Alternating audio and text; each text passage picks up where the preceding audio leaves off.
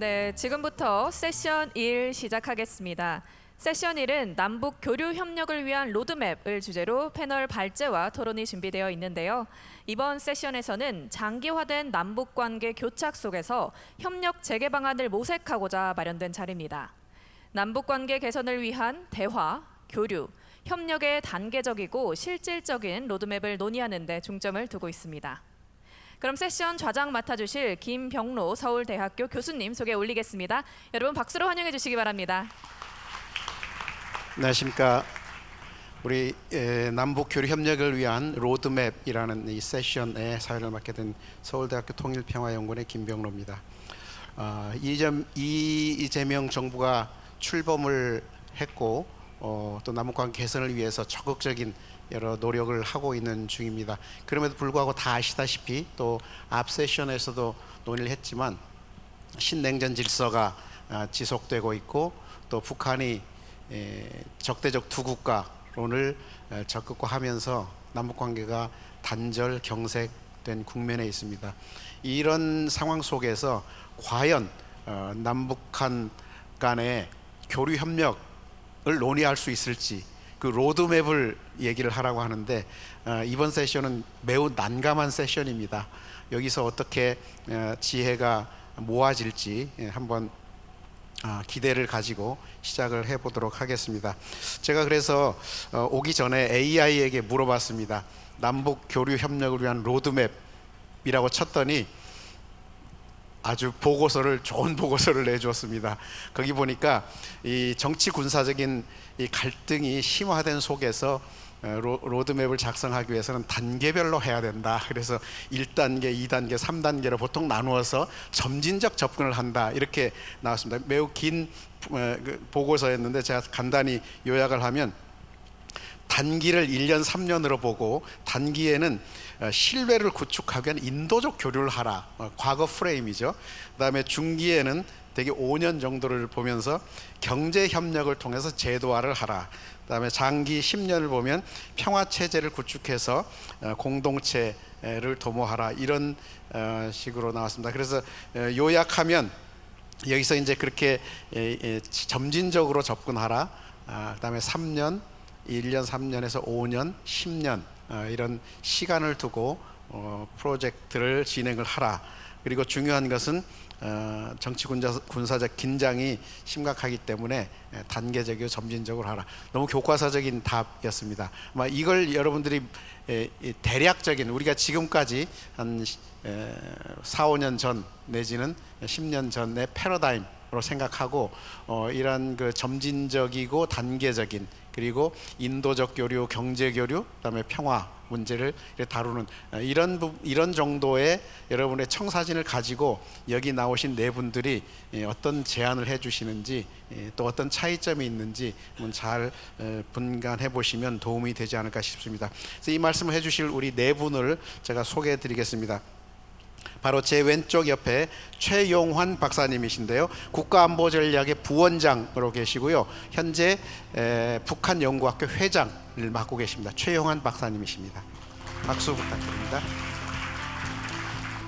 그 다음 옆에는 베른하르트 젤리거 박사님이신데요. 한스사이델 한국 사무소장을 맡고 계십니다. 매우 오랫동안 한국 사무소장으로 수고해 주시고 또 북한을 다니면서 경제 협력에 관한 다양한 프로젝트를 진행하셨습니다. 우리 젤리거 박사님이십니다. 박수 부탁드립니다. 그 다음에 세 번째는 우리 이문정 교수님이십니다. 박수 먼저 부탁드립니다. 예, 국립공주대 국제학부 교수님이시고요. 제가 제일 부러워하는 영어를 너무 잘하십니다. 그래서 영어로 앞으로 우리 한국 문제를 세계적으로 소통하면서 한국 문제를 외국에 알리는 좋은 스피커가 되리라고 생각합니다. 우리 이문정 교수님 오셨고요. 마지막으로 KDI 한국개발연구원의 연구위원으로 계신 김규철 박사님이십니다. 김규철 박사님은 경제 문제 전공자로서 아주 떠오르는 라이징 스타입니다. 우리 북한 연구 학회에서도 그렇고 또 북한 문제에 대해서 아주 좋은 연구들을 많이 해주고 계십니다. 우리 네 분의 의견을 오늘 들어보도록 할 텐데요. 아까 세션에서 보니까 12분 정도 발표를 하고 또 쟁점되는 것들 한두 개 정도 토론을 하니까 시간이 다 되더라고요. 그래서 우리도 한 12분 정도 시간을 할애해서 각자의 생각들, 남북 교류 협력을 위한 로드맵을 어떻게 구상을 해야 하는지에 대해서 말씀을 해주시고 토론에 들어가도록 하겠습니다. 그럼 최영환 박사님부터 발표하도록 하겠습니다. 예, 방금 소개받은 최용환입니다. 사실 남북교류협력 로드맵을 이야기한다고 이야기를 할 수 있을지 잘 모르겠는데요. 왜냐하면 뭐 모두 잘 아시는 것처럼 상황이 굉장히 어렵고 어느 때하고 비교해도 굉장히 어려운 상황인 것 같습니다. 그래서 무슨 말씀을 드려야 될지 굉장히 고민스러운데요. 그래서 처음으로 돌아가면 어떨까라는 생각을 조금 했었습니다.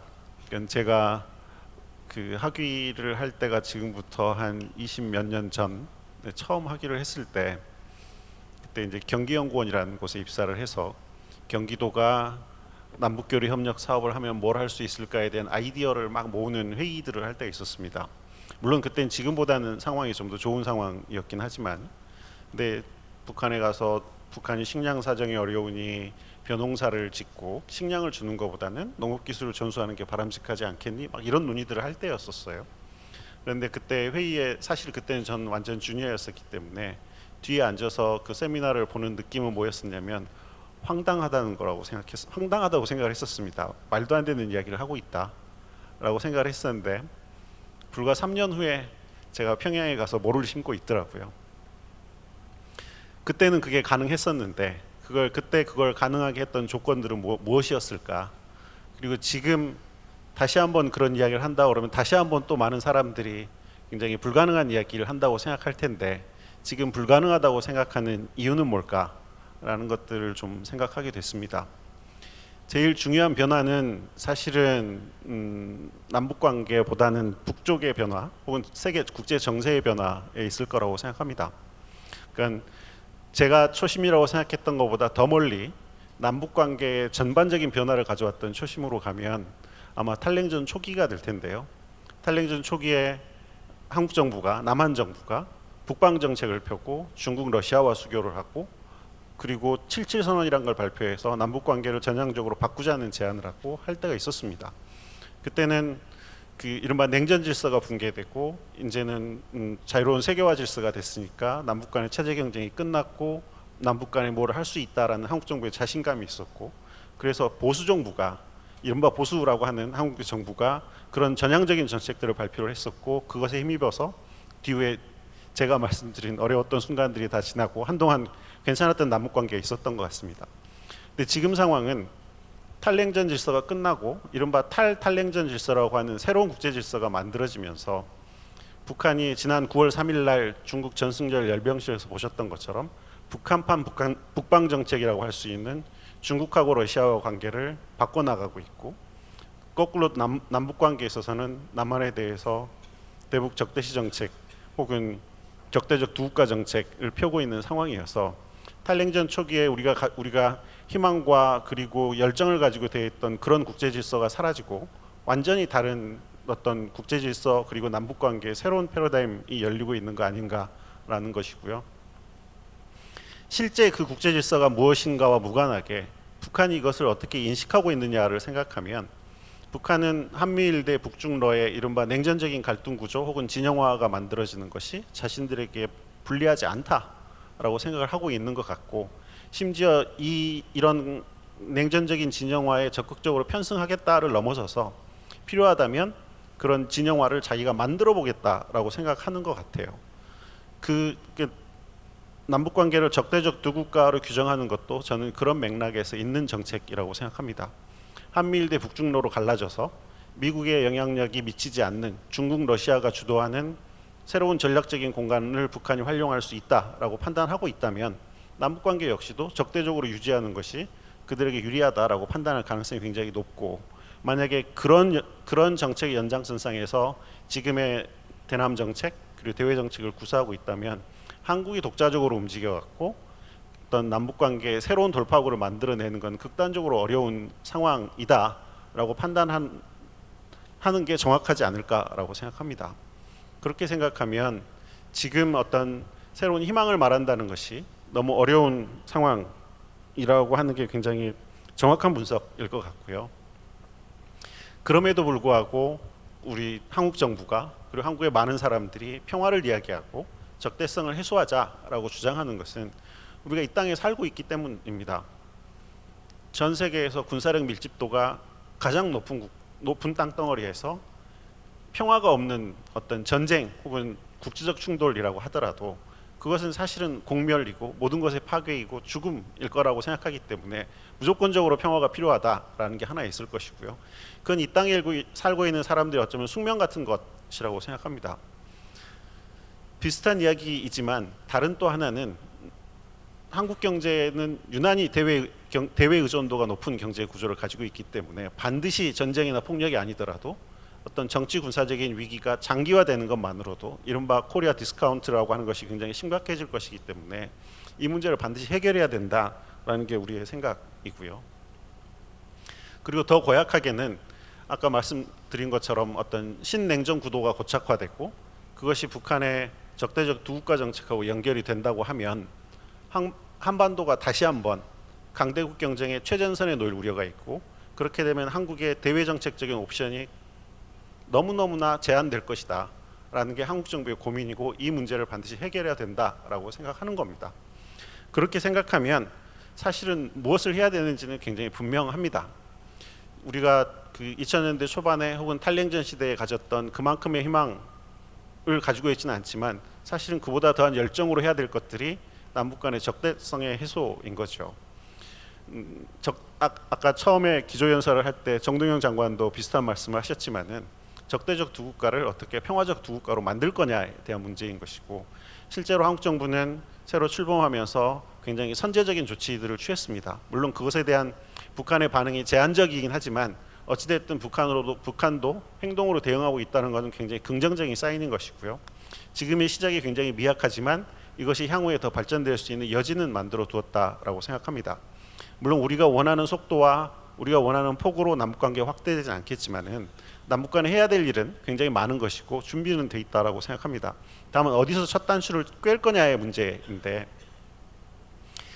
중요하게는 지금 현재 국제 정세 그리고 한반도 정세는 어떻게 보면 한반도 문제의 국제적인 성격이 극대화된 질서라고 할 수 있습니다.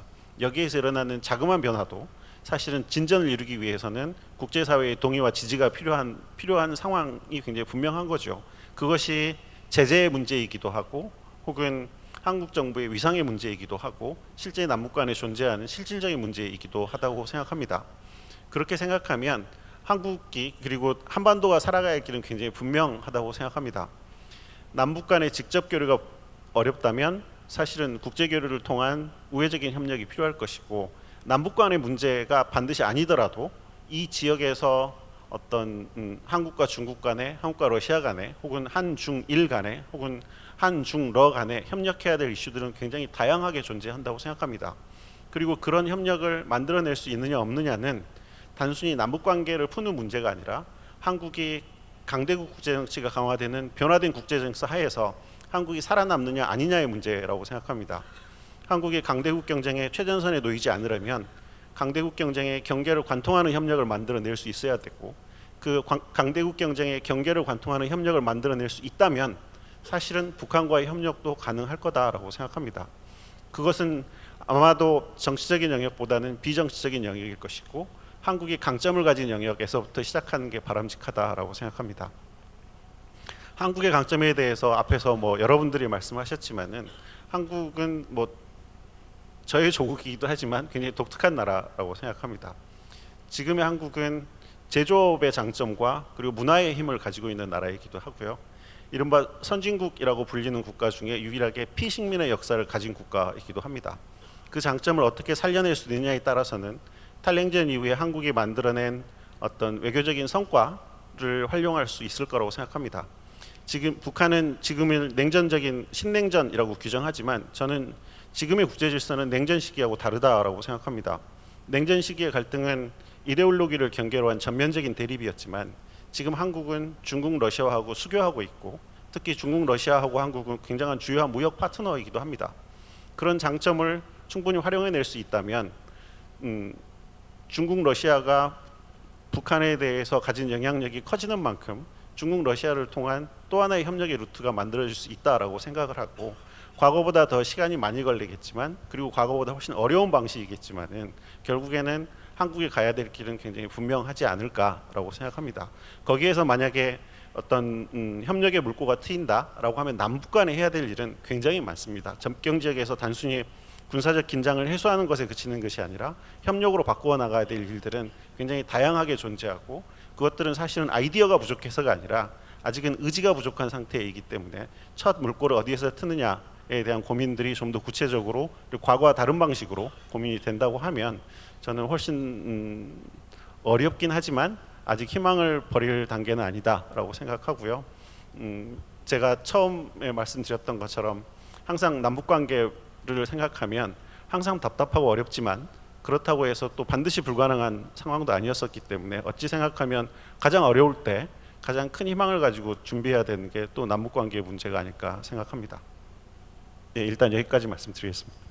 예, 우리 감사합니다. 최 박사님께서 한반도 상황이 35년 전과 비교했을 때 너무나 어려운 국면에 지금 처해 있다. 여러 면에서 국제 질서 측면에서, 또 북한의 대남 전략 측면에서 매우 어려운 국면에 처해 있어서 그것을 해결하는 또 로드맵을 가동시키는 첫 번째 관문이 적대성을 완화하는 것, 거기에 초점을 맞춰야 되지 않나, 그렇게 생각을 피력을 했습니다.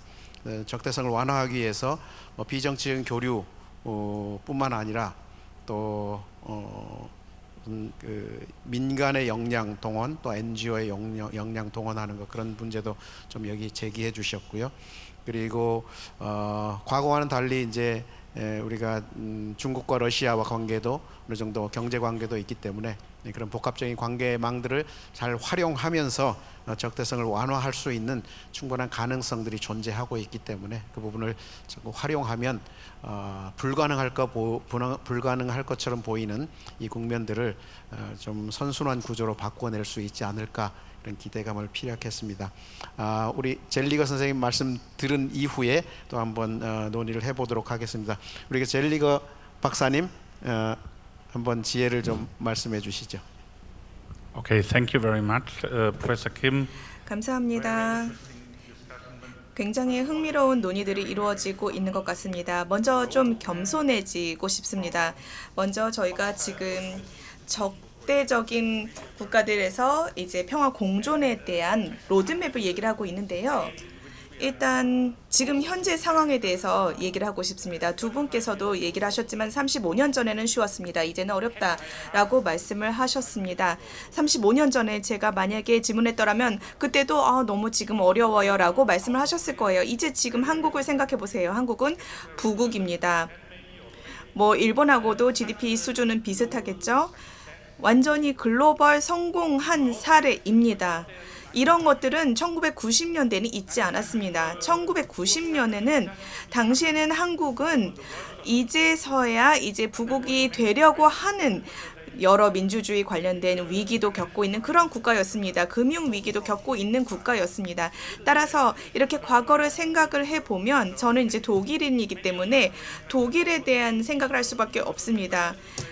처음에는 뭐 이제 서독, 동독이 이제 뭐 그렇게 교류하다가 통일하지 않았냐라고는 하지만 35년 전에는 러시아는 약했고 중국도 약했습니다. 이렇게 지금처럼 강대하지 않았어요. 훨씬 더 나은 상황이었죠. 저희가 그때는 살진 않았지만 비슷한 위기에 처해 있다는 것입니다. 그리고 또 지금을 생각해 보시면 한 국가는 지금 통일을 원하지 않아요. 북한은 더 이상 통일을 원하지 않아요. 이제 모든 북한과 그 통일과 관련된 동상들을 다 철거를 했고, 그리고 또 지도에서 남한은 아마도 지웠고, 그리고 또 새로운 박물관을 내년에 개관을 할 때에는 아마도 남한에 대한 얘기는 거의 없을 것 같습니다. 그리고 긍정적인 것은 당연히 없을 것 같아요. 위기이고 쇼크입니다. 하지만 누구에게 쇼크인가요? 왜냐하면 저희는 사실은 저희는 통일 산업에 살고 있는 거잖아요. 하지만 일반적인 한국인들은 어떨까요? 젊은이들은 사실 통일에 대해서 신경 쓰지도 않습니다. 그리고 북한인들도 만약에 그냥 북한의 젊은이들에게 만약에 물어보면 물론 그들은 남한의 이런 문화를 좋아하고 남한의 영화, 머리 스타일 좋아하지만 정말로 그들도 통일을 원하는지, 그래서 국가 간의 어떤 통일 프로세스를 원할지는 글쎄요, 잘 모르겠습니다. 그래서 그분들이 처음 생각했을 때 통일을 원하지는 않을 것 같아요. 한국이라고 물어봤을 때는 당연히 기회들이나 문화나 영화 이런 얘기를 하겠지 통일을 얘기하지는 않을 것 같습니다. 그러니까 제가 봤을 땐 여전히 저희는 위기에 살고 있는 거예요. 이 위기라는 것은 사실은 여러 관점들이 있습니다. 또다시 이제 또 독일에 대해서 말씀을 드리자면 상황은 달랐습니다. 북한이 이렇게 통일을 원하지 않게 된 것은 지난 한국 정권의 그런 적대적인 정책 때문이었을까요? 아니면 문 정부에서의 정책 때문일까요? 전혀 상관이 없습니다. 한국 정부가 무엇을 하든지 간에 한 정부가 북한을 위해서 다 해줄게요. 문재인 정권이 그렇게 했습니다. 또 한 정권은 만약에 북한에서 어떤 행진을 하면 우리는 더 큰 행진을 할 것이다. 북한에서 어떤 노이즈를 하면 우리는 더 큰 노이즈를 할 거다라고 했잖아요. 그런 거랑 상관이 없지. 북한이 이제 깨닫게 된 것입니다. 깨닫게 된 것뿐만이 아니라 이제는 더 이상 한국이랑 경쟁할 수 없다는 것을 깨닫게 됐고 그것을 이제 마무리 지은 거죠. 사실 통일을 할 때는 항상 어떤 시스템 간의 경쟁이 있다는 것을 의미합니다. 체계적인 경쟁이 있다는 것이에요. 완전히 두 다른 시스템이 경쟁할 수는 없다는 것입니다. 물론 머리로는 어떤 연합이 있을 수도 있겠죠. 그래서 양쪽이 같이 공존할 수도 있겠지만 모두가 다 알고 있습니다. 이것은 현실적이지 않다는 것을 알고 있어요. 한 시스템이 결국에는 이기게 되는 거예요. 경제도 또 정체도 그렇습니다. 이 한국의 시스템이 항상 더 우월했던 거예요. 그러니까 북한이 해야 하는 것을 한 거예요. 이제 더 이상 통일이 필요하지 않으니 우리는 우리만의 길을 가겠다라고 북한이 하는 거죠. 그럼 그게 나쁜 걸까요? 제가 봤을 때는 새로운 기회가 열리는 거라고 봅니다. 저희는 이것을 평화로운 공존이라고도 할 수 있어요. 유럽에서 1970년대 그렇게 얘기를 했는데 협력을 할 때 더 상대방보다 나아지려고 하지 않는 거예요. 서로 협력은 하되. 자, 그러면 두 번째. 그러면 북한이 그런 방식으로 협력을 하고 싶은 걸까요? 아닙니다. 북한은 러시아가 있습니다. 지금 북한이 원하는 것을 다 가지고 있어요. 우방을 가지고 있어요. 그게 바로 러시아인 거죠. 아시는 것처럼 유럽에 어떤 북한 대사관이 있어요. 그래서 만약에 가서 대화에 참여할 수 있도록 우리가 무엇을 해줄까요? 라고 북한 대사한테 하면 북한 대사는 필요한 거 없습니다. 이렇게 대답을 할 것입니다. 매월 러시아 장관이 오늘날에는 평양을 가요. 재난 관련 장관, 제 생각에는 자원환경부 장관도 북한을 자주 이제 방문했어요. 여전히 저희는 북한에서 그런 환경 관련된 프로젝트를 하고 있는데 그런 식으로 방문하고 있습니다. 다양한 장관들이 북한으로 가고 있습니다. 왜 그럴까요? 북한이 아름다워서일까요? 네, 여기에 러시아 분들 계시지만 이러한 러시아 장관들이 쉽게 갈 수 있는 곳이 별로 없기 때문이에요. 지금은 양국에 그게 좋은 거죠. 북한은 군사 지원을 받고 러시아는 군사 지원을 받고 있고 또 하지만 장기적으로 봤을 때는 우크라이나 전쟁이 종전이 되면 제가 봤을 때는 북한 제 생각에는 이 우크라이나 전쟁은 남북한 전쟁 2.0 정도가 될 것 같습니다. 러시아는 자기가 원하는 것을 다 받을 수도 없고 또 우크라이나도 마찬가지입니다. 그러니까 쉽지 않은 복잡한 경계가 그려질 거예요. 아마도 휴전이 될 거예요. 전쟁 자체는 멈추지만 휴전이 이루어질 것입니다. 그래서 휴전이 되면 러시아는 어떻게 할까요? 바라기로는 세계에 또 경제적으로 정치적으로 더 통합이 될 수도 있을 것 같아요. 그리고 그렇게 되면 더 이상 북한에 관심을 갖지 않을 수도 있다는 겁니다. 저희가 또 영국, 프랑스 그리고 또 북한 그리고 또 이란인들하고도 저희가 연구를 하고 있습니다. 그래서 러시아는 북한에 대한 관심이 줄어들 것이고 그러면 북한은 이렇게 생각하는 거죠. 아, 그러면 러시아만이 우리의 우방이 아니구나. 우리가 다 러시아에만 집중을 할 것이 아니라 또 다른 우방도 찾아야 되겠구나. 그렇게 하는 거죠. 그렇게 되면 새로운 협력의 장이 열릴 수도 있다는 것입니다. 따라서 이런 국제 정세가 중요한 역할을 한다는 거죠. 그래서 그러면 우크라이나에 뭐 평화가 올 수도 있는 거고요. 하지만 그 전에는 뭐 남북한 간에 그리고 또 뭐 한국과 뭐 미국 간에 어떤 뭐 그렇게 개선이 이루어질 건 잘 모르겠습니다. 뭐 첫 번째 단계는 이루어질 수도 있지만 인내심을 가져야 될 것 같습니다. 자, 그러면 여러분은 무엇을 할 수 있는 걸까요? 여러분들께서 이미 하신 것들도 있죠. 그 중에 가장 좋은 것은 바로 그 확성기의 소음을 멈춘 부분이 있습니다. 물론 제가 이 남한의 이런 확성기 같은 경우는 뭐 북한에서 하는 확성기 방송보다는 좀 나았어요. 하지만 전혀 효과가 없었다는 것입니다. 남한의 국민들만 피해를 입었고 북한에는 그다지 큰 영향이 있지 않았습니다. 그러니까 다른 조치를 취할 수도 있는 거죠. 그래서 제가 항상 얘기를 합니다. 그리고 또 이런 국가보안법이 좀 노후가 됐습니다. 왜 북한의 방송을 보면 안 되고 왜 북한의 신문을 읽으면 안 되는 걸까요? 왜냐하면 하지만 이제 생각해 보시면 80년이나 지났어요. 이제는 그러지 않아도 됩니다. 하지만 그런다고 하더라도 그 어떤 일도 일어나지 않아요. 하지만 이제 여러분의 정치에서는 이것이 터부시되는 부분입니다. 제가 봤을 때는 북한의 실상을 아는 데 있어서 도움이 되는 부분이라고 생각합니다. 그리고 또 물론 뭐 안보 관련된 이제 이슈들이 있을 수 있고 그리고 또 물론 인권과 관련된 이슈들도 있고 당연히 그런 부분들은 다루어져야 되는 부분입니다. 명확하게 다루어져야 되는 부분이에요. 북한이 좋아하지 않는다고 하더라도 해야 되는 부분들이고 그리고 당연히 중요한 문제들이 있습니다. 예를 들어서 탈북인들이 왔을 때 뭐 다시 송환하는 것은 좋지 않다고 생각을 해요. 하지만 좀 더 북한에 대해서 편안하게 생각하는 것이 필요하다고 생각합니다. 그래야지만 정상적인 관계를 구축할 수가 있는 거예요. 그리고 또 사실 하나의 에피소드를 좀 말씀을 드리자면 독일의 통일 역사에 대해서 말씀을 드리자면 1970년대에 지금 한국에서 벌어진 거랑 비슷한 일들이 있었습니다. 당시에는 뭐 동독 그리고 또 서독이 우리 통일을 더 이상 원하지 않습니다라고 얘기를 했었습니다. 그 이전에는 항상 뭐 통일을 원한다. 독일이 통일이 되기를 원한다라고 했지만 1970년대 이후에는 아니다. 동독과 서독이 사회주의적인 국가 그리고 또 자본주의적인 국가가 있어야 된다라고 한 거죠. 이제 그때는 충격을 받았었죠. 특별히 지금도 이제 젊은이들이 통일에 대해서 별로 관심이 없잖아요. 당시에도 서독인들은 놀랐습니다. 왜냐하면 동독이 통일을 원하지 않다는 그런 얘기를 들으니까 쇼킹했던 거죠. 하지만 나쁘지 않았습니다. 왜냐하면 관계를 이제 새롭게 정립을 하면서 정상적인 관계를 구축해 나가는 거죠. 물론 통일을 염원하기는 하지만 이것을 반드시 앞에 내세우는 것은 아니라는 거죠.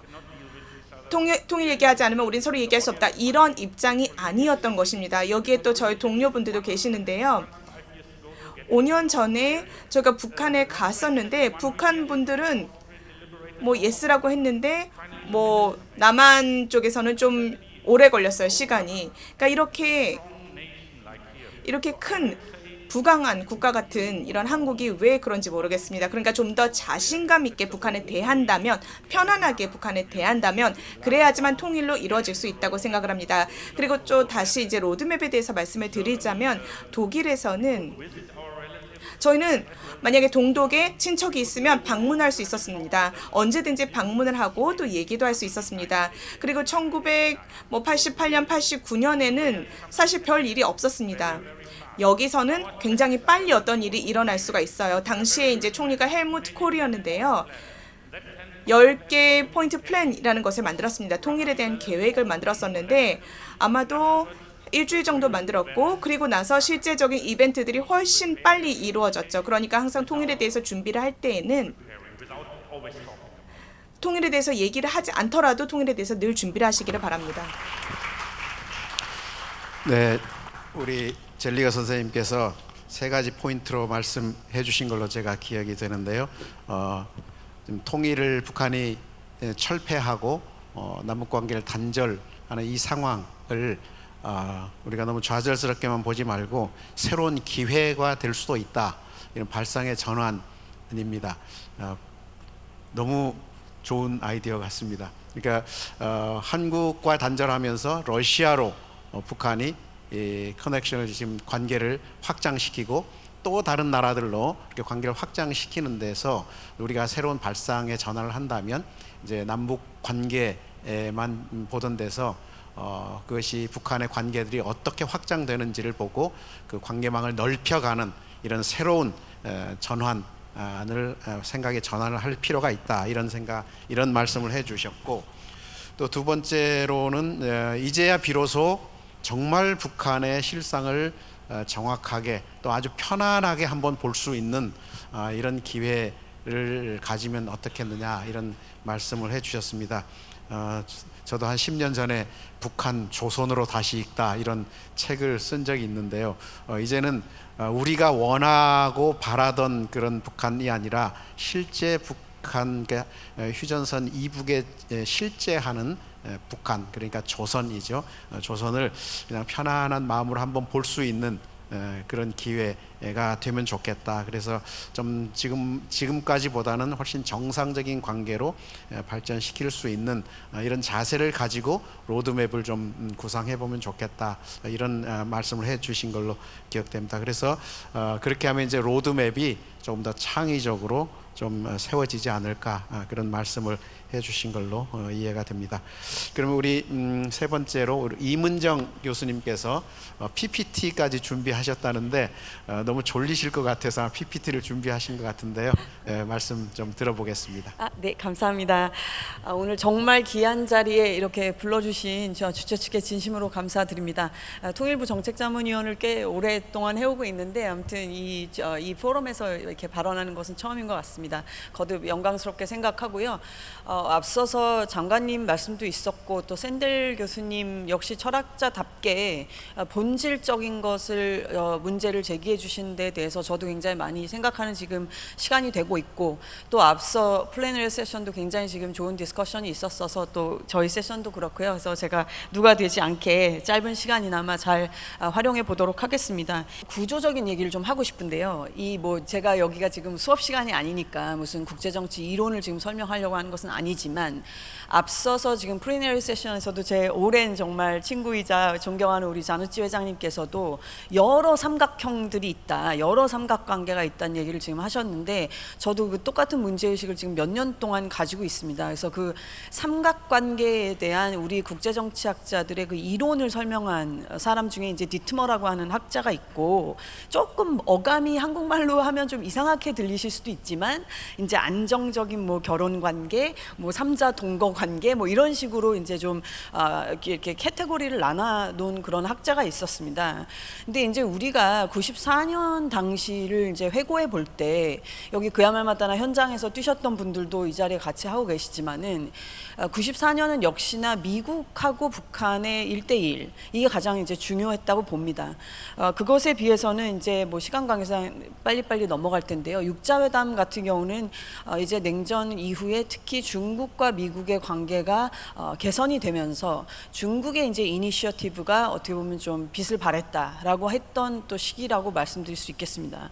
그리고 이제 우리 문재인 정부 당시에는 이제 우리 쪽이 이니셔티브를 취했는데, 그것으로 통해서 어쨌든 싱가포르에서도 트럼프 대통령과의 회담이 있었고 다 아시다시피 하노이에서도 있었습니다만, 안타깝게도 이 세 번의 위기 상황을 어떤 식으로든 대화를 만들어 가 보려고는 했었으나 결실을 맺지 못했기 때문에, 그것이 앞서 우리 지금 톨로라야 교수님께서 말씀하셨다시피 저도 깊이 공감합니다. 다 실패했다라는 것을 스스로 우리가 인정하는 것부터가 중요하다고 생각합니다. 여태까지 어쨌든 어프로치는 다 실패했다. 근데 실패했는데 앞으로 그럼 어떻게 할 것이냐라고 할 때 이제 더 골치가 아픕니다. 이게 이제 간단하게 좀 표로 정리를 해본 것인데요. 뭐 이렇게 잘 보이실지는 모르겠습니다만 어쨌든 간에 중요한 것은 과거의 경험으로부터 중요한 것은 누군가 지금 북한한테 이니셔티브를 취하는 나라가 있었다. 그때 당시 그 나라가 북한에게 레버리지가 가장 강하면 더 효과적이다. 그리고 주변 나라들이 크게 반대하지 않아야 한다는 게 어떻게 보면 교훈이라고 하겠습니다. 물론 세 번의 시도 다 어떤 충실한 그런 결실을 맺는 단계로까지 가지 못했다 하더라도 어쨌든 대화를 이끌어냈다라는 측면에서 봤었을 때는 지금 그 이니셔티브를 누가 취하느냐, 그리고 비토가 없어야 된다. 거부권을 행사하는 플레이어가 없어야 된다라고 하는 것이 어떤 공통적인 함의가 아닌가라는 것이 저의 생각이었었습니다. 근데 지금 이제 상황이 바뀐 게 참 문제인데요. 북한이 이제 스스로 그 핵무기의 그 소위 능력을 고도화시킨 것도 그렇지만 그거는 그거대로 계속 인크리멘털리 이게 점진적으로 어떤 문제 상황을 키워온 것이 있습니다만은 거기에 이제 우리 대한민국도 스스로 반성이 있어야 하고, 그러나 이제 이 국제 구조가 너무 많이 바뀌었다는 얘기를 저는 지금 계속 강조하고 있는데요.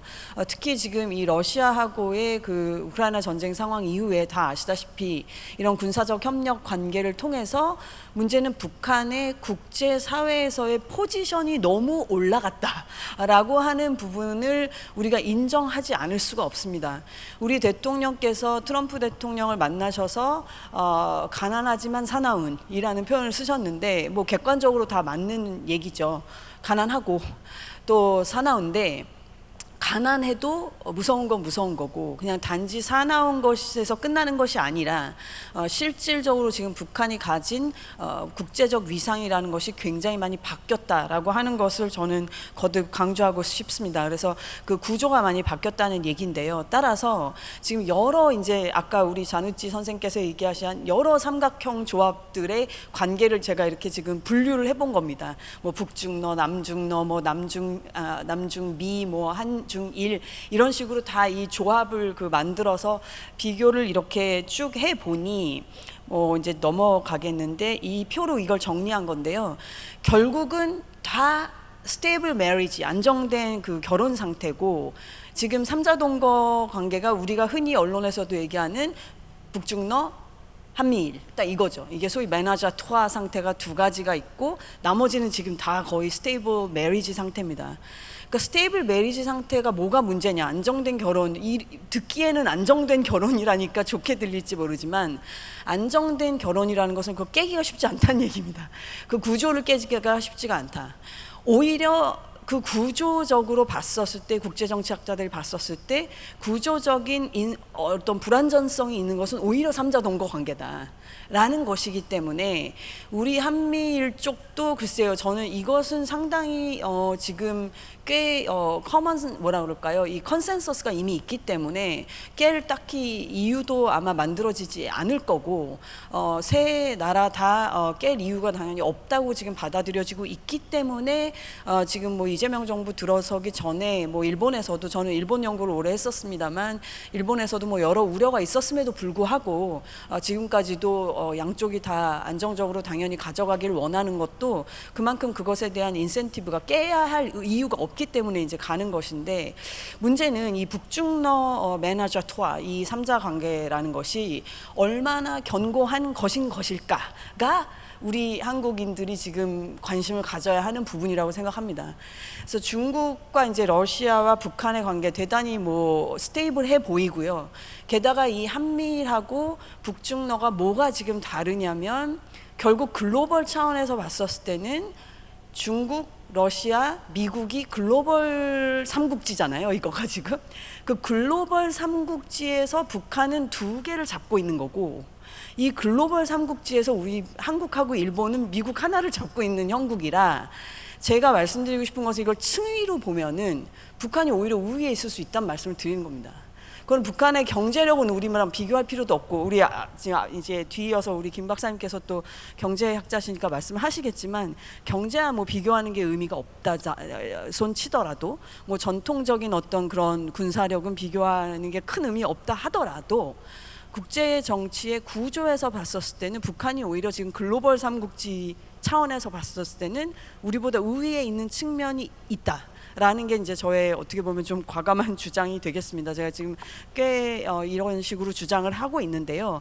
아무튼 그래서 이렇게 됐었을 때 이 구조적인 한계를 이 한국이 어떻게 이제 돌파해 나가느냐, 이 두 사진만 보더라도 지난 10년 사이에 얼마나 바뀌었는지가 딱 상징적으로 드러나는 사진들이라고 생각이 되고요. 아무튼 이 구조적인 것을 우리가 어떻게 뚫을까라고 했었을 때는 로드맵이니까 지금 한 4분 정도 남았으니 이제 로드맵이니까 앞서 우리 지금 좌장을 맡고 계신 김 교수님께서도 말씀하셨듯이 저도 이 과제를 받았을 때 좀 난감했었습니다. 지금 뭐 로드맵을 구체적으로 얘기할 만한 그런 지금 분위기가 아닌데 그럼에도 불구하고 이 우리 대한민국의 어쨌든 헌법에 있는 정신과 또 어떤 정의적인 차원에서도 그렇고요. 오늘 그 샌델 교수님의 역시나 그 기조 강연에서 멋진 그 어떤 도덕적인 질문을 다시 한번 던지셨습니다만은 어쨌든 뭐 그런 저희가 적대적인 그런 통일을 하려는 것은 아니니까 당연히 뭐 흡수 통일이라든지 그런 것은 아니지만 그런 꿈은 지금 앞서 우리 박사님께서도 말씀하셨듯이 좀 먼 미래에 놔둔다 하더라도 지금 당장 집중해야 되는 것은 저는 이 구조의 변화를 갖고 오는 것에 한국의 외교 역량을 쏟아 넣어야 된다고 생각합니다. 지금 그 구조의 변화는 북한과의 대화 자체가 목적일 수도 있겠지만 그거 자체가 어떻게 보면 먼저 해야 되는 일이라기보다 북한이 대화로 나올 수 있는 구조적 변화를 만들어야 된다는 거기에 오히려 저희가 집중을 해야 된다는 제 주장을 말씀드리는 것입니다. 그건 결국은 저는 러시아라고 생각합니다. 개인적으로는 러시아의 관계라고 생각하고 그것을 위해서는 결국은 전쟁이 잘 수습이 돼야 되기 때문에 그 부분에 혹시 한국이 기여할 수 있는 부분이 있다면 적극 기여를 하는 게 맞다고 보고 따라서 러시아와 우크라이나 간의 이 전쟁이 잘 좀 정리가 되고 그랬을 때 비로소 이제 우리에게도 전략적 공간이 좀 열릴 것이기 때문에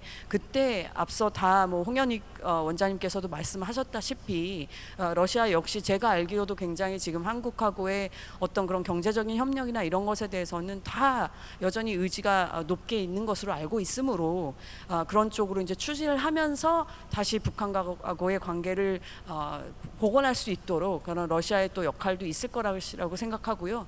그리고 아무리 강조해도 여전히 지나치지 않은 것이 중국이죠. 당연히 중국이 가장 큰 레버리지를 갖고 있다고 저는 계속 얘기하는데 모르겠습니다. 여기 존경하는 또 자친거 교수님도 계시지만은 중국 분들은 흔히 그런 이제 말씀을 드리면 조금 우리가 생각보다 그런 레버리지는 없다오 이렇게 말씀들 하시고는 하는데 그래도 여전히 현실적으로 중국이 도와주지 않으면 불가능하기 때문에 아무튼 이 전쟁 상황이 좀 잘 마무리가 되고 이 우리에게 전략적 공간이 좀 열려지면서 이 구조의 변화를 만들어내는 데에 지금은 한국이 집중할 때다라는 차원에서 로드맵 첫 단계에 그것을 말씀드리고 나머지는 우리가 지금 흔히 아는 그런 얘기들입니다. 처음에는 이제 어떻게 해서든 좀 신뢰 관계를 회복할 수 있는 단계로 봤었을 땐 수준으로 봤을 땐 조금 낮은 수준의 지원 내지는 뭐 협력부터 시작을 해서 신뢰 관계가 만들어진다면 나중에는 결국은 이렇게 더 적극적인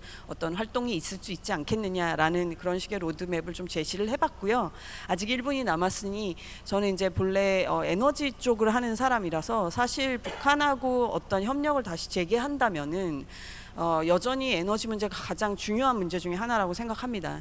특히 이제 북한 같은 경우는 뭐 만성적인 전력난에 시달리고 있고 그 문제는 자연 환경의 파괴랑도 연관이 되고 그래서 북한의 식량 안보랑도 관련이 됩니다. 그래서 그들 역시 이 부분에 대해서는 특히 기후변화 문제에 대해서는 북한도 굉장히 민감하게 인식하고 있는 것으로 이해하고 있습니다. 그래서 그런 부분이 아무래도 향후 관계가 좀 다시 복원될 수 있는 기회가 열린다면 보면은 에너지 플러스 기후 변화, 그것이 다 말씀드렸다시피 보건 안보, 식량 안보랑도 이어지기 때문에 그런 부분에서 우리가 좀 제시할 수 있는 것들이 있기를 바라고, 또 그런 날이 오기를 아까 우리 최 박사님께서 말씀해 주시다시피 지금은 보이지 않지만은 그런 날이 또 언젠가 곧 너무 멀지 않은 시점에 오기를 바라고 또 올 것이라고 믿습니다. 네, 감사합니다. 네. 예, 우리 임 교수님께서도 이 책사에 보면 이제 세 단계로 이렇게 로드맵을 제시해 주셨는데, 그거는 이제 우리가 뭐 매번 할 수 있는 평이한 얘기이고, 가장 중요한 것은 그 첫 번째 단계를 어떻게 열어갈 것이냐, 그것이 이제 국제적 여건을 개선하는 것이다. 국제관계 부분이 우리 앞 세션에서 뭐 거듭 논의를 했지만 국제 관계를 전환시켜 나가는 것이 굉장히 중요하다라고 그렇게 말씀을 하셨어요. 일반적으로는 이제 국제 관계 지금 이 현재 이렇게 신냉전 질서를 우리가 바꿀 수 있는 부분들이 크지 않기 때문에 사실 한국에서는 지난번 이재명 대통령도 약간 그런 뉘앙스를 이렇게 말씀하셨는데, 일단 한국이 할 일은 별로 없다. 북한이 워낙 강경 자세로 나오기 때문에 그 시작은 트럼프 대통령이 열어줘야 된다. 미국 가서 하시는 발언이기 때문에 그렇게 하셨을 수도 있는데, 트럼프 대통령이 북한과 관계를 이렇게 개선해줘야 된다. 이렇게 대화를 통해서 물꼬를 열어줘야 된다. 이제 이 부분을 강조했는데요. 뭐 그 전제 조건은 아마도 러시아와 우크라이나 전쟁이 종결되는 그런 시점이 되지 않을까 싶어서 많은 한국 사람들이 러시아 우크라이나 전쟁이 빨리 종결되거나 이제 평화 협정이 체결되기를 지금 기대하고 있죠. 아까 톨로라야 선생님 점심 먹으면서 제가 좀 여쭤봤더니 고개를 갸우뚱하면서 그럴 가능성이 쉽지는 않다. 연말까지는 뭐 전혀 안 될 것 같고, 그 이후에도 젤렌스키의 그 의지에 따라 달려 있을 텐데 쉽지 않다. 뭐 그렇게 말씀하시더라고요.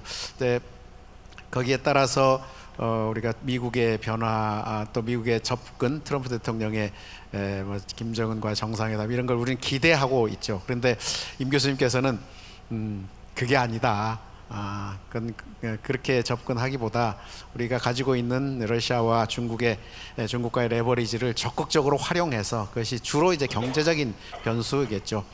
무역 관계 이런 것들을 통해서 좀 적극적으로 대중 외교를 전개함으로써 기존에 있는 이 현재의 구도를 좀 바꿈으로써 국제 관계를 개선하고, 또 거기서부터 우리가 이제 우리 남북 관계를 어떻게 교류 협력적으로 만들어 갈 것인가에 대한 어떤 돌파구를 좀 찾아 나가는 뭐 그런 말씀을 해 주셨다고 봅니다.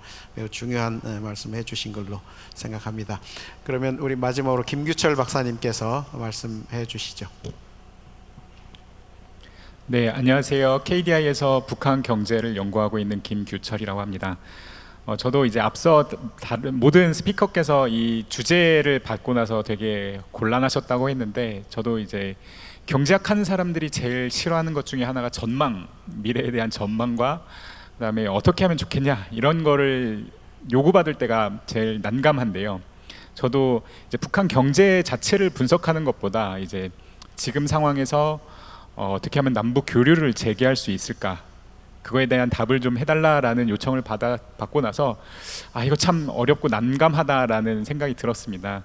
그래서 저도 이제 준비를 하면서 오늘 발표에서 중언부언하지 않기 위해서 제가 그래도 준비했던 거를 읽는 것으로 제 발표를 하고자 합니다.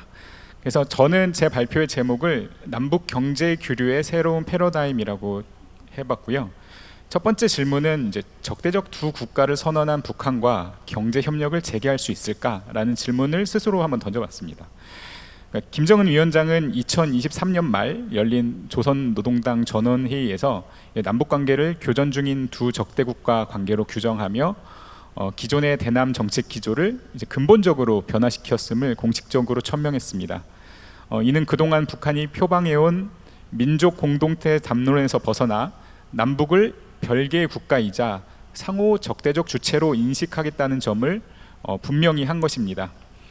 김정은 위원장의 최측근인 김여정 부부장은 연이은 담화를 통해 북한은 더 이상 한반도의 통일을 지향하지 않으며 남북이 서로 남남처럼 살아가는 것이 현실적인 방향이라고 강조했습니다.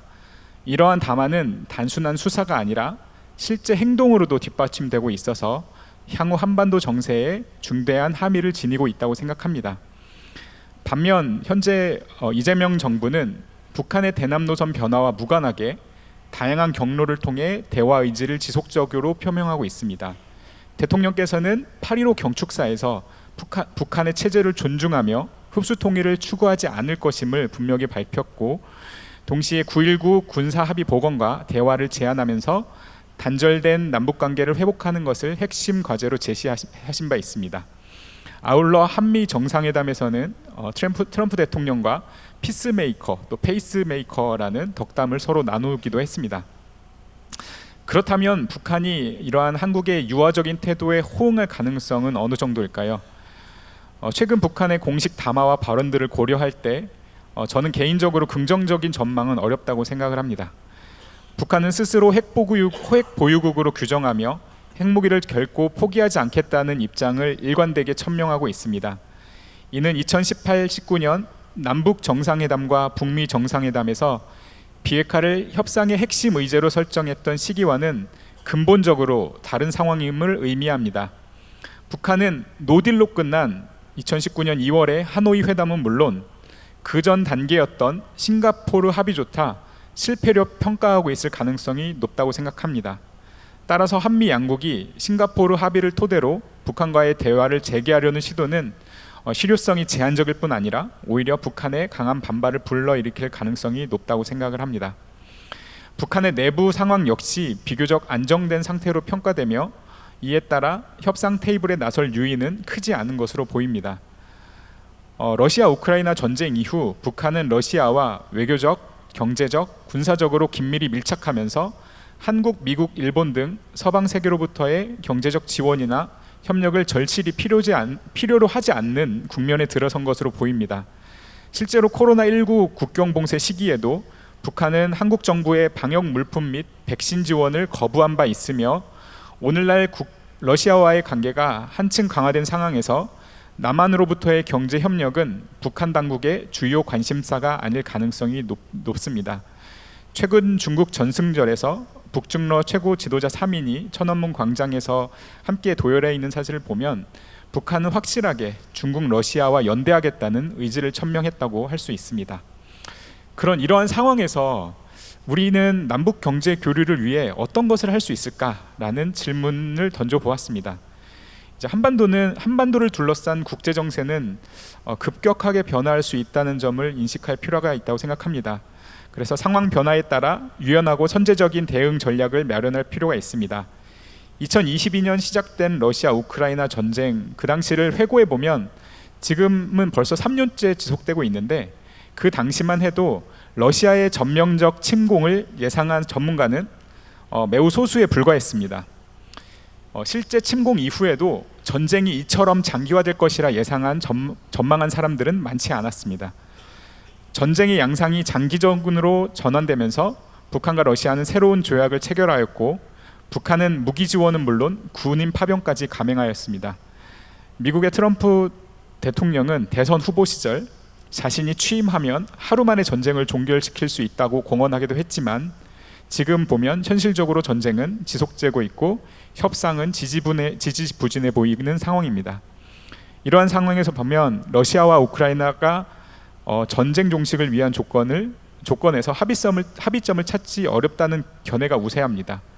그러나 그동안의 전망이 번번이 빗나갔다는 점을 감안해 보면 예기치 않게 전쟁이 종결되는 상황이 전개될 가능성 또한 배제할 수 없습니다.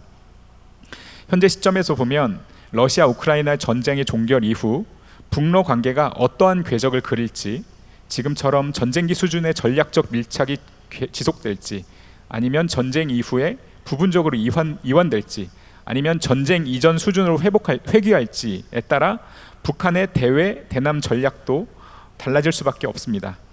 따라서 각 시나리오별로 예상되는 북한의 행태와 위험 요인을 사전에 점검하고 외교, 안보, 경제 분야의 대응 방안을 미리 설계하는 준비가 필요하다고 생각합니다. 북한의 경제 상황은 지금 러시아와의 관계 강화로 일부 개선된 측면이 있으나 여전히 국제사회의 대북 제재와 잦은 홍수와 가뭄 등 자연재해로 인한 구조적 취약성에 직면해 있습니다. 향후 러우 전쟁 이후 러시아와의 경제 교류가 축소될 경우 북한은 농업, 보건, 기후 대응과 같은 비정치적 인도적 분야에서 국제사회와의 협력을 확대하려 할 가능성이 존재한다고 생각합니다. 이 경우 북한과 협력해온 FAO나 유니세프 등 국제기구와 NGO들을 중심으로 코로나19 사태 이후 중단되었던 기존 사업의 복원이 추진될 수 있다고 생각합니다. 우리 정부는 이러한 사업 복원을 간접적으로 지원하는 것부터 대북 협력의 출발점으로 삼는 것을 고려할 필요가 있습니다. 저는 또한 남북 경제 교류 및 협력의 패러다임 전환이 필요한 시점이 아닌가라고 생각합니다. 그동안 한국의 대북 경제 교류는 주로 남한과 북한 사이에 양자적, 특수적 관계를 기반으로 이루어졌으나 2016년, 17년 이후 16년, 17년 국제사회의 대북 제재 이후 북한 문제는 한반도 차원을 넘어서 국제적 사안으로 변화하였습니다. 북한의 적대적 두 국가 선언뿐 아니라 한국 국민들 사이에서도 통일보다는 평화와 공존을 지지하는 경향이 강화되고 있는 상황입니다. 이러한 맥락에서 향후 남북 간 경제 교류와 협력은 국제사회의 규범을 준수하고 특수성보다는 보편성을 강조하고 남북 간 백타적 관계보다는 다자적이고 국제적인 차원에서 접근할 필요가 있다고 생각합니다. 이를 위해서 먼저 남북 교류나 남북 경협이라는 용어 대신 글로벌 차원의 동북아 경제 협력이나 한반도 경제 교류와 같은 표현을 사용하는 방안도 고려해 볼 만합니다. 이러한 접근은 북한 측에서도 단순히 한국과만 하는 1대1적인 경제 협력보다 조금 더 수용 가능성이 높을 것으로 예상합니다. 그래서 지금 발표한 것을 정리하면 첫 번째로 러시아 우크라이나 전쟁의 전개 상황에 따라 북러 관계를 고려해서 북한의 대남 및 대외 행보를 예측하고 상황별로 맞춤 대응 전략을 마련하는 것입니다. 두 번째로는 북한과의 경제 협력 분야를 비정치적 인도적 영역, 예를 들어 농업, 보건, 기후 대응 등부터 시작해서 국제기구 및 NGO와 협력하는 방식으로 점진적으로 확대해 나가는 방안을 고려해 볼 만합니다. 세 번째로는 남북 경제 사업을 다자적인 틀 속에서 설계하여 국제사회의 규범과 연계하고 제재와 충돌하지 않는 범위 내에서 추진해야 합니다. 네 번째로는 북한의 수용성을 높이기 위해 한국 단독이 아닌 국제적 참여를 강조하고 국제사회와의 공동투자, 기술 지원, 인도적 지원 등을 포함한 다양한 협력 모델을 개발할 필요가 있다고 생각합니다. 네, 이상입니다. 예, 고맙습니다. 남북 경제 교류의 새로운 패러다임 전환의 구상을 좀 제안해 주셨는데 뭐 조심스럽긴 하지만 북한의 수용성을 높이기 위해서 남북 경제 교류 쪽에 초점을 맞추던 것들을 조금 더 국제적 어떤 참여를 좀 독려하는 좀 틀을 넓혀보는 그런 방식으로 남북 교류 경제 교류의 패턴을 좀 바꿔볼 필요가 있지 않느냐 이제 이런 말씀을 해주셨습니다. 그래서 오늘 지금 네 분께서 여러 남북 관계 교류 협력을 위한 로드맵을 말씀해 주셨는데요. 사실 처음에 저희가 논의했던 대로 로드맵 지금 현 상황 속에서 국제 정세나 또 남북 관계가 굉장히 어려운 속에서 로드맵 자체를 제시한다는 것은 뭐 다소 좀 무리가 있을 수 있으나 그러나 이럴 때일수록 우리 젤리거 선생님 말씀대로 새로운 계기를 맞을 수 있다 이렇게 생각하면서 새로운 구상을 해보는 건 필요하다고 생각합니다. 우리 상상력을 동원해서 우리가 지혜를 모아보는 것은 미래를 준비하는 데서 매우 중요하기 때문에 이런 때일수록 우리가 초점을 좀 모아보는 지혜가 필요할 것 같습니다. 그래서 제가 보니까 아까도 보니까 이렇게 시간이 그렇게 많지 않아요. 지금 저기 이제 시간이 벌써 이제 19분 정도밖에 안 남았는데요. 두 번씩 돌아갈 여유가 없기 때문에 제가 두 가지 질문을 드릴 텐데 그냥 한꺼번에 생각나는 대로 말씀해 주시면 좋을 것 같습니다. 첫 번째가 뭐냐면은 이제 로드맵을 우리가 이제 핑크빛 로드맵 아까 AI가 제시한 대로 1단계, 2단계, 3단계 뭐 다 이렇게 얘기는 할 수 있어요. 근데 그런 얘기들은 우리가 오늘 그렇게 할 필요가 없을 것 같고요. 그것을 어떻게 시작할 수 있을까? 그리고 자신의 아이디어를 어떤 분은 국제관계 속에서 어떤 분들은 이제 다른 비정치적 맥락에서 뭐 이렇게 여러 가지로 제시해 주셨는데 어떻게 그러니까 무엇을 어떻게 그 로드맵을 시작할 수 있을 것인가. 그리고 그 시점이 지금 당장은 뭐 아무것도 할 수 없는 상황 아니겠습니까? 그래서 아까 제가 어떤 분 얘기를 말씀드렸지만 뭐 예를 들면 그 시점, 그러니까 올 연말까지는 아무것도 할 수 없다던가, 또 어느 시점 대략의 시점을 뭐 이재명 정부의 한 1년 반쯤 지나야 이게 기회가 올 것 같다던가, 뭐 이런 시점과 더불어서 어떻게 이 문제가 풀려 나갈지에 대한 자신의 예측 또는 아이디어를 좀 제시해 주면 좋을 것 같고요. 두 번째는 저도 그런 생각을 오래전부터 했는데 우리 김규철 박사님도 해주셨고 지금 뭐 최영원 박사님 다들 말씀해 주신 거에 일부분이 들어가는데, 그 남북 교류라는 데 과거에 너무 초점을 맞추었다면 이제는 이 남북 교류를 좀 그 범위를 넓혀야 되지 않을까. 그래서 어찌 보면 패러다임 전환이라고도 표현할 수 있고, 또 뭘 어떻게 표현해야 될지 모르겠습니다만은 약간 국제적 네트워크를 확장해가면서 그 안에서 남북 교류에 대한 새로운 로드맵을 좀 찾아보는 방법이 어떻겠는가, 그런 생각합니다. 그래서 저희 서울대 통일평화연구원 같은 데서는 그런 것을 한 15년 전부터 이렇게 착안해서 그것을 이제 북한 국제화라는 그런 맥락도 좀 설명해 봤고, 남북 통일과 지역 통합이 연계된 상태로 이 남북 관계나 통일 문제가 이루어질 것이다, 이런 여러 가지 대안들을 제시를 했는데, 그런 면에서 다시 말하면 그 교류 협력의 패러다임을 바꾸어야 하는 것에 대해서, 그러니까 국제관계 쪽으로 넓혀서 남북교류를 그 안에서 찾아봐야 되는 그 패러다임의 전환 시점이 되지 않았는가라는 이런 아이디어에 대해서 어떻게 생각하시는지 이 두 가지를 생각나시는 대로 좀 말씀해 주시면 좋겠습니다. 어떻게 할까? 이번에는 저 끝에서부터 이렇게 김규철 박사님부터 반대쪽 순서대로 오는 것으로 한번 이렇게 해보도록 하겠습니다. 네, 제가 제일 어려워하는 질문들 또 주셨는데, 어떻게 시작할 수 있을까, 또 언제 해야, 어느 시점부터 할 수 있을까에 대해서 저는 그냥 쉽게 빙빙 돌려서 얘기하지 않고 말한다면 지금은 어떤 상황에 준비를 하고 대비해야 되는 시점이라고 생각을 합니다. 그래서 우리가 지금 뭐 어떤 것을 새로운 그 당 2018년 당시처럼 우리가 뭐를 시작하는 우리가 시기라기보다는 어떻게 보면 러시아와 북한의 관계, 그리고 러시아 우크라이나 전쟁의 향방에 따라 우리가 대응해야 되는 시점이라고 생각을 하고요. 저는 개인적으로 북한의 이제 특히 김정은 위원장이 원하는 것은 국제사회에서의 인정이라는 느낌을 많이 받습니다. 그래서 자기가 정상국가의 지도자로서 인정받고 싶어하는 여러 가지 행보들이 있는데, 최근에 전승절도 그렇고 예전에 이제 트럼프 대통령과의 북미 정상회담에서도 보면 김정은 위원장이 계속 바라는 것은 국제사회에서 북한을 정상국가화로 인정받는 것.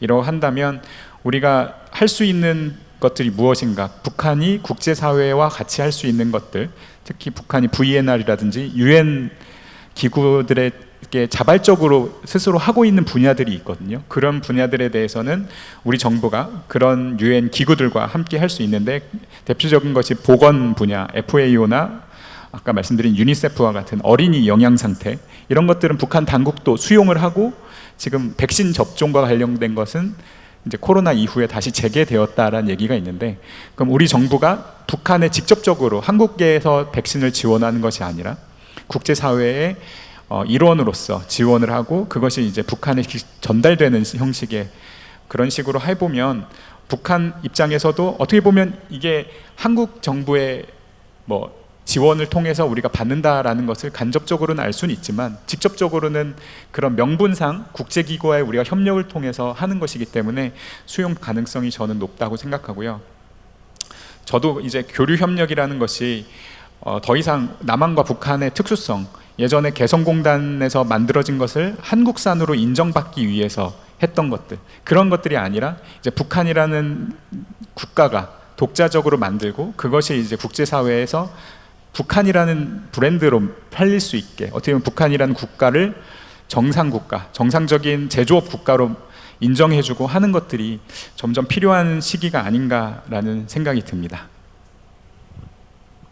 예, 그것을 위해서는 첫 번째 이제 우리가 북한의 유엔 활동 같은 그 부분에 대해서 협력을 하기 위해서는 사실 이제 북한의 국제 네트워크를 좀 정확하게 조사할 필요가 있을 것 같습니다.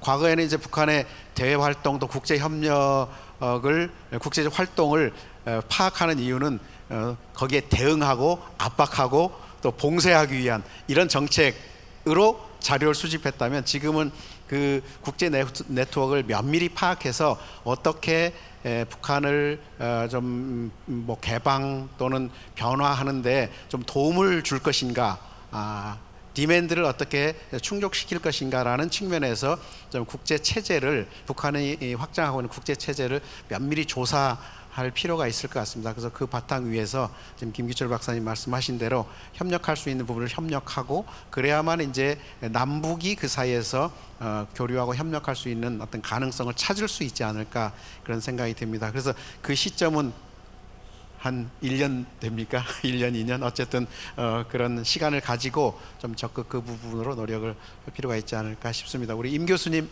말씀해 주시죠. 글쎄요, 뭐 둘 다 굉장히 어려운 얘기라서 일단 시점을 뭐 우리 정치학자들이 항상 얘기할 때 우리는 포춘 텔러가 아니니까 예측이 안 됩니다 이런 얘기를 흔히 하고 말씀을 드리고는 하는데 저는 거듭 말씀드리지만 러우 전쟁 종결 여하에 많이 달려 있다고 생각하는 편입니다. 근데 그게 문제는 우리 마음대로 잘 되지 않는다는 게 문제고 지금 여기 유럽에서도 많이 와 계시지만 유럽 대사관에서도 많이 와 계시고 저도 특히 러우 전쟁 이후에는 서유럽 국가들을 많이 가게 됐던 것 같습니다. 당장 다음 주도 저도 베를린을 가는데 근데 유럽하고 당연히 한국이 지금 많이 대화하고 서로 고민하고 지금 이럴 수밖에 없는 시점인데 물론 그것이 러시아를 우리가 지금 적대시 여기려고 그러는 것은 아니지만 또 그것이 받아들여지기에는 또 어떻게 받아들일지 이제 이런 부분들이 참 딜레마인데요. 거듭 이 러우 전쟁은 가면 갈수록 어려운 게 저는 전쟁이 날 거라고 했던 조금 드문 사람 중에 하나였고 아마 3년은 끌지 않을까요? 그랬는데 그 이상 지금 벌써 길어져 버린 데다가 이게 조금 정말 희망적이지가 못한 게 너무 존재론적인 싸움입니다. 이게 지금 그냥 어떤 기술적인 군사력적인 정치적인 싸움을 넘어서서 너무 두 국가의 지금 존재론과 결부된 정체성의 지금 정말 대립이기 때문에 이걸 누가 제3자가 어떻게 적극적으로 도와주려 해도 쉽지 않은 부분이 있는 것 같아서 저는 그쪽 지역 전공자는 아닙니다만 그게 저의 일천하다만 저의 그 인식이고 그래서 아무튼지 간에 지금 저희가 할 수 있는 거는 되도록 많은 나라들하고 많은 대화를 하는 것밖에 없다고 생각합니다. 우리 입장을 여전히 많이 알리고 우리 입장에 대해서 어떤 공감을 갖는 나라들이 많아지는 게 중요하다라고 생각을 하고요. 그게 유럽뿐만이 아니라 뭐 다른 지역에서도 그렇다는 생각을 하고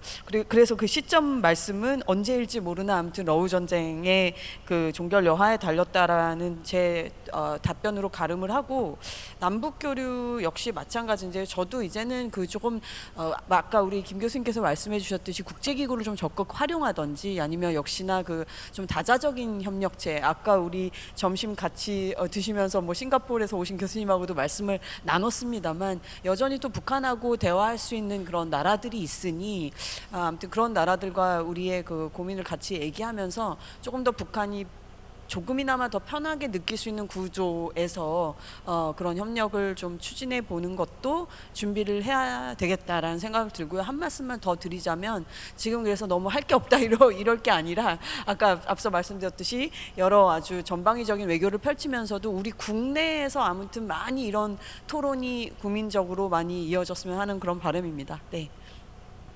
예, 고맙습니다.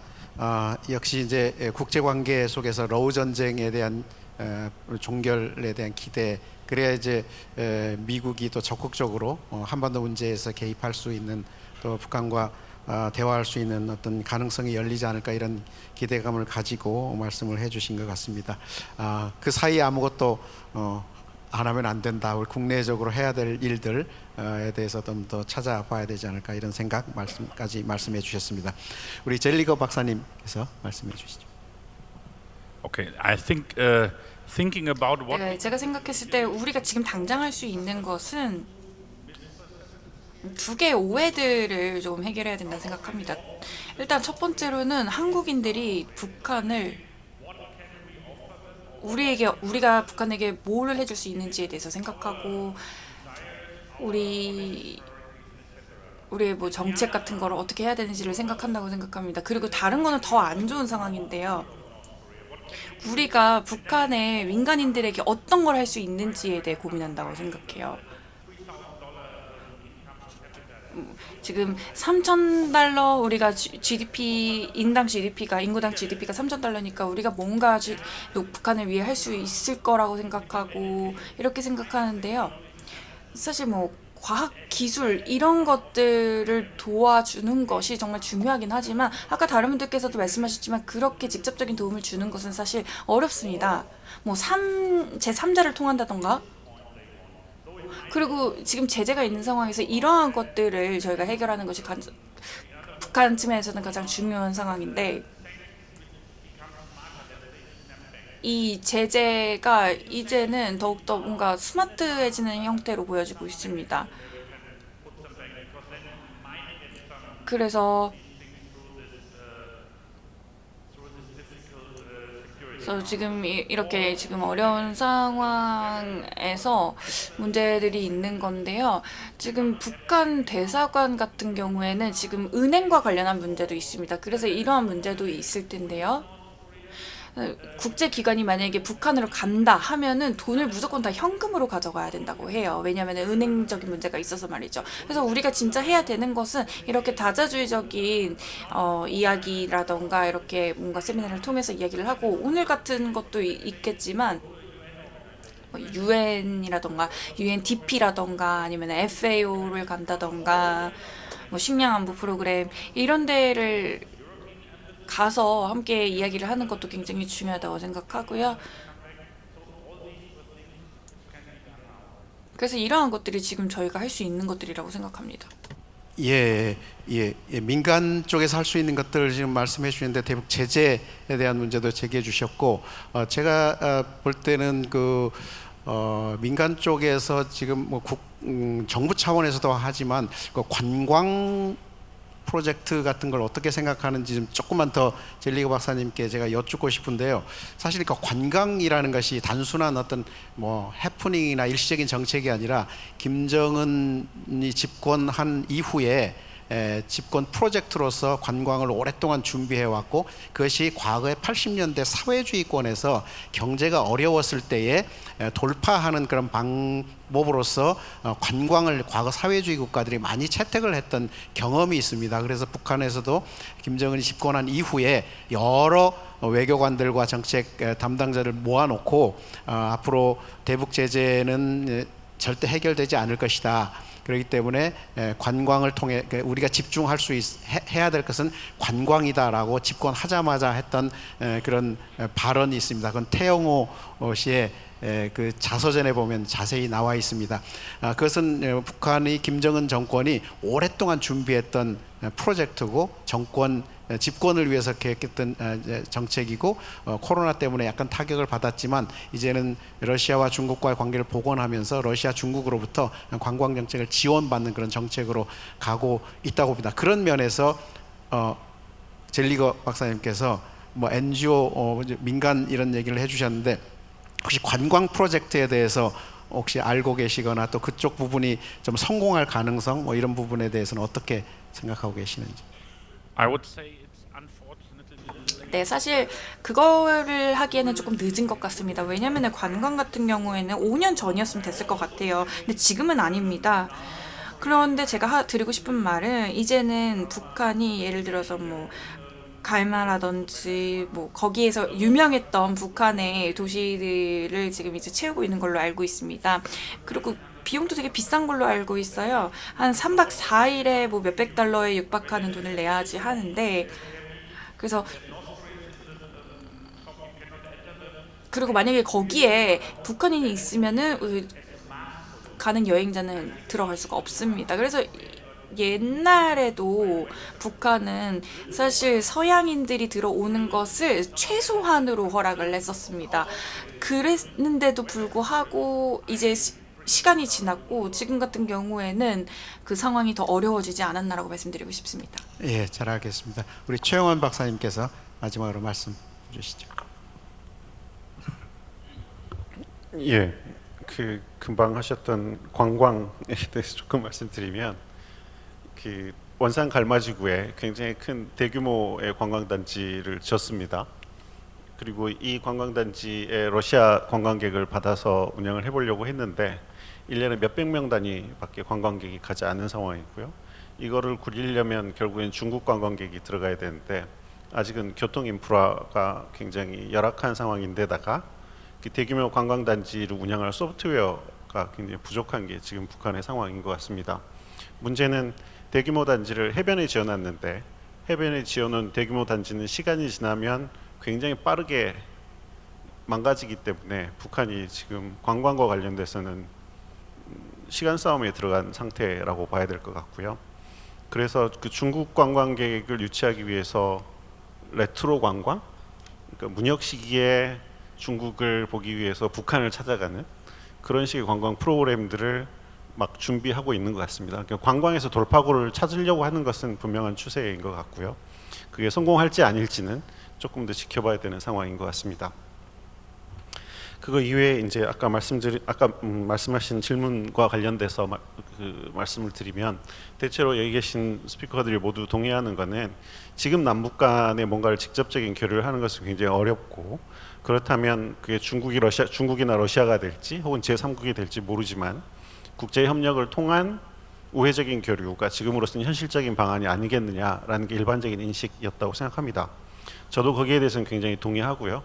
근데 이제 문제는 금방 관광에서도 결국의 핵심 국가는 중국이었습니다. 북한이 러시아하고 그렇게 친하면서도 9월 3일 날 그러니까 러시아 전승절 열병식은 안 갔지만 5월 달에 9월 달 중국 열병식에 북한이 갈 수밖에 없었던 이유는 결국 북러 관계가 대체할 수 없는 북중 관계의 측면이 분명히 존재하는 것이고요. 그것을 사실은 중국도 확인하고 싶었고 북한도 확인해 준 것이라고 생각합니다. 그렇게 생각하면 우리가 우회적인 교류를 할 수밖에 없고 그 우회적인 교류를 할 수 있는 국가들 중에 가장 강력한 대북 영향력을 가지고 있는 게 중국이라면 우리가 이 동아시아 지역에서 어떤 공동의 어젠다, 협력을 할 수 있는 공동의 어젠다를 만들어낼 수 있느냐 없느냐의 문제라고 생각합니다. 그리고 나중에 북한이 거기에 참여할 수 있을 만한 공동의 어젠다를 말씀드리는 거죠. 그게 김규철 박사님 말씀하시는 SDG와 관련된 것들일 수도 있고 기후변화, 환경보건 어떤 것이 될 수도 있을지는 아직은 잘 모르겠지만 동아시아에서 강대국 경쟁의 경계를 관통하는 협력의 어젠다를 한국이 만들어낼 수 있어야 되고 거기에 중장기적으로 북한이 참여할 수 있는 어젠다여야 되고 그걸 만들어낼 수 있느냐 없느냐가 결국에는 그 향후에 남북관계의 돌파구를 만들어낼 수 있느냐 없느냐를 가르는 관건이 될 거라고 생각합니다. 이게 언제쯤 가능하겠느냐? 이건 뭐 아무도 알 수 없는 이야기이긴 하죠. 근데 모두 말씀하시는 것처럼 북한의 지금 대내외적인 수요를 보면 대내적으로는 곧 10월 10일 날 당창건 80주년 행사가 있고 내년 초에는 9차 당대회가 있고 그리고 지금 중국 러시아에 굉장히 집중하고 있는 상황이기 때문에 러시아 우크라이나 전쟁은 일단 끝나야 될 것 같고요. 그리고 또 북한 입장에 생각하면 그럼에도 불구하고 트럼프 대통령을 놓치고 싶지는 않을 겁니다. 탈냉전 이후에 집권했던 어떤 미국 대통령보다 김정은하고 이야기하고 싶어하고 실제로 이야기하겠다고 이야기하고 있는 대통령의 임기를 북한 입장에서 놓치고 지나가는 것보다는 활용하는 게 필요할 거기 때문에 러시아 우크라이나 전쟁이 끝나고 난 뒤에 트럼프의 중간 선거 이전에 한 번쯤 기회가 오지 않을까라고 근거 없는 추측이긴 한데 그런 생각들을 좀 해보고요. 그 사이에 사실은 한국이 해야 될 거는 지역의 공동 어젠다를 만들어내고 북한이 참여할 수 있는 협력의 플랫폼을 우리가 만들어낼 수 있느냐 없느냐 굉장히 중요하다라고 생각합니다. 실제로 근데 반면에 북한은 그 지난 8월 20일 김여정 담화에서 자기들 중심으로 전개되는 지역 안보 무대를 언급합니다. 그러니까 북한이 9월 3일에 단순히 그 다자 무대에 대비한 것이 아니라 다자 무대에서 무언가를 하고 싶다는 의지를 가지고 있는 것 같고 만약에 북한이 정말 국제사회에 그리고 그리고 다자 무대에 나온다고 하면 그것을 포괄할 수 있는 어젠다와 어떤 플랫폼을 우리가 만들어낼 수 있는 거 없는가가 굉장히 중요할 거라고 생각합니다. 예, 많은 말씀을 해주셨는데 우리가 코로나 이후에 또 남북 관계가 단절된 상황 속에서 북한이 대외적으로 많은 진출을 했고 또 국제 관계를 넓히고 있습니다. 북한 안에서 사실은 지금 세계와 경쟁하라. 뭐 우리 기준으로 보면은 뭐 말이 안 되는 것 같은데 세계화에 대한 담론을 계속 강조하고 있고요. 제가 2019년에 만났던 그 북한의 한 학자도 2016년부터도 계속 그런 얘기를 했는데요. 북한 안에서도 국제 대학에서 국제 체제에 경쟁하기 위해서 SSCI 논문 쓰는 것에 대해서 엄청 스트레스 받고 있다고 하면서 너무너무 힘들다고 영어도 못 하는데 뭐 영어로 논문까지 쓰라는데 이거 어떻게 하냐고 그럴 정도로 이제 국제 스탠다드에 맞춰서 경쟁하라고 하는 압박을 도처에서 이제 받고 있는 그런 상황에 있습니다. 그래서 우리가 알게 모르게 모르는 사이에 어떤 국제 관계들을 확장시키고 있는데 그것이 이제 가시적으로 중국, 러시아 쪽으로 정치적으로 나타난 것만 보고 있는데 그렇지 않은 많은 부분들이 있습니다. 그래서 우리가 지금 남북 관계가 이렇게 단절되고 또 북한이 적대적 관계를 설정하고 있는 이 시점에서 다시 한번 좀 숨 고르기를 하면서 좀 긴 안목을 가지고 무엇을 준비해야 될 것인지 특히 글로벌 시대에 과연 남북 문제를 어떻게 다뤄야 하는지 또 국제 관계를 좀 넓혀가면서 한국이 그동안에 가지고 있었던 국제적 역량들을 좀 잘 활용해서 좀 북한의 현실을 우리가 파악하고 또 같이 협력함으로써 남북 관계의 어떤 돌파구를 남북 협력의 돌파구를 다른 방식 속에서 국제 관계 속에서 좀 만들어낼 수 있지 않을까. 특히 뭐 국제라고 그러니까 너무 거창하지만 뭐 지역 협력부터 해서 UN 체제라든가 여러 국제 협력 속에서 남북 교류 협력의 로드맵을 좀 다시 한번 좀 찾아볼 수 있는 방법은 없겠는가 그런 생각을 하게 됩니다. 오늘 이렇게 1시간 20분 동안 우리 네 분 모시고 어려운 환경 속에서 불가능할 것 같은 남북 교류 협력의 로드맵을 그나마 희망을 좀 찾아볼 수 있는 그런 시간이 돼서 너무 감사드리고 우리 네 분 정말 훌륭한 학자분들하고 같이 토론하다 보니까 이런 좋은 아이디어가 생겨난 것 같습니다. 여러분들 이렇게 플로어에 시간이 없어서 질문을 받지 못해서 너무 죄송한데요. 다음 세션에 질문을 많이 해주시기를 바라는 마음으로 기대하면서 이번 세션을 마치도록 하겠습니다. 고맙습니다. 네, 감사합니다. 이렇게 세션 1이 마무리됐습니다. 세션 1 진행해 주셨던 김병로 교수님 그리고 패널분들께 여러분 다시 한 번 더 큰 박수 부탁드리겠습니다.